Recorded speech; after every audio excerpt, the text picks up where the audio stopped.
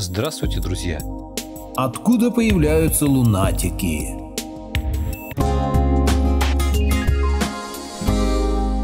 Благодарю всех, кто подписался на мой канал и смотрит мои видео. Ссылка на статью в описании.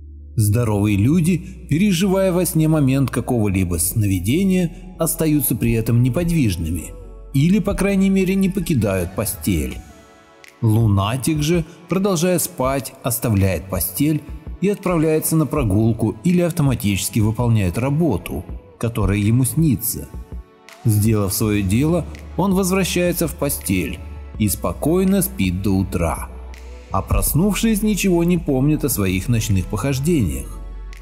А. Леман рассказывает об одном образованном человеке, страдавшем лунатизмом. Однажды ночью его застали за переводом с итальянского на французский. Он рылся в лексиконе и подбирал слова, как будто пользуясь светом рядом стоявшей свечи. Когда свечу погасили, то он отыскал ее и снова зажег. Между тем, это было совершенно не нужно, так как комната была освещена еще другими зажженными свечами, которых он не заметил, так как не знал, что они зажжены. Леман А. Иллюстрированная история суеверий и волшебства от древности до наших дней. 1900 год. Некоторые лунатики, в отличие от персонажа Лемана, который во время сна выполнял привычное, обыденное занятие, совершают во сне необыкновенные действия, в бодрствующем состоянии им не свойственные. Подобные случаи очень интересовали выдающегося русского биолога И.И. Мечникова. В своей книге «Этюды оптимизма» он описывает такой случай. В одну из парижских больниц была принята сиделкой истеричная девушка 24 лет, оказавшаяся сомнамбулой. Однажды ночью дежурный врач наблюдал такую сцену. Девушка встает с постели, поднимается на чердачный этаж, где находится дортуар, в котором она раньше спала. Дойдя до верхней площадки лестницы, она открывает окно, выходящее на крышу, выходит из окна, гуляет по карнизу на глазах другой сиделки, с ужасом следящей за ней и не смеющей заговорить, входит обратно в другое окно и спускается по лестнице. «В эту минуту мы видим ее», — говорит дежурный врач. «Она ходит бесшумно, движения ее автоматичны, руки висят вдоль несколько наклоненного туловища.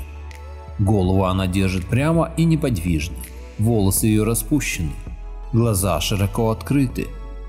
Она совершенно походит на фантастическое привидение».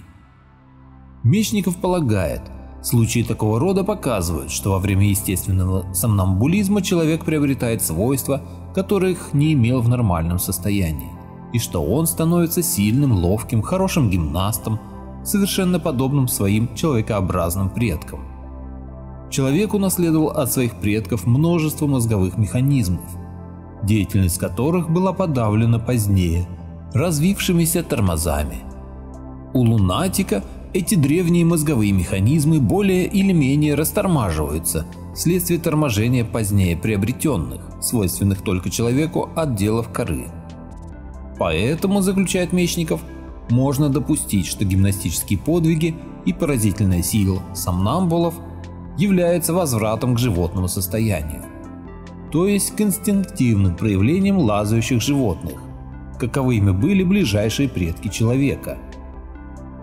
Мечников И. Этюды оптимизма. 1913 год. Лунатизм или снохождение – одна из разновидностей патологического сна, который встречается не так уж и редко. Возможно, различные проявления лунатизма были одной из причин возникновения верования в доброго домашнего духа – домового. Согласно поверью, в ночные часы, когда все в доме спят, этот дух будто бы выполняет различные домашние работы, которые днем не успели закончить сами хозяева. На самом же деле все это делает один из членов семьи, страдающий лунатизмом. В более редких случаях снохождению бывают подвержены все члены семьи. В наши же дни такое проявление связывают с проделками шумных духов, полтергейстов. Уникальный случай такого рода приведен в книге Игоря Винокурова. В одной семье заметили, что из холодильника пропадают продукты. Провели следствие, но никто не признавался. Стали незаметно следить друг за другом, но и это не помогло. Обратились к врачу. Врач предложил членам семьи понаблюдать за ними и, получив разрешение, временно поселился в доме. Несколько дней все было нормально, но однажды ночью врач проснулся от шума. Оказывается, его пациенты проснулись и принялись одеваться. Он стал наблюдать. Вся семья оделась, умылась, пошла на кухню, и все принялись дружно готовиться к ночному ужину. Открыли холодильник, зажгли газ, разогрели что надо, поели, вымыли посуду, убрали как обычно за собой, потом разделись и легли спать. Утром они ничего не помнили. А среди ваших родственников или знакомых есть лунатики? Напишите в комментариях. Это очень интересно. Поделитесь моим видео в соцсетях с родными, друзьями и знакомыми. Люди имеют право знать все точки зрения. Всем спасибо за внимание. Буду рад вас видеть на своем канале снова.